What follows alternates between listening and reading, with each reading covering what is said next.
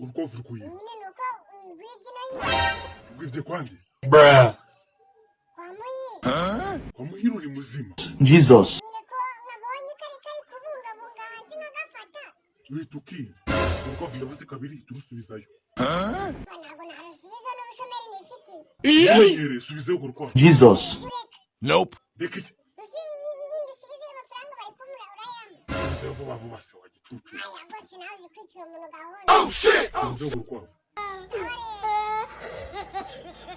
Mani yanjye ugu nanjye munarabya.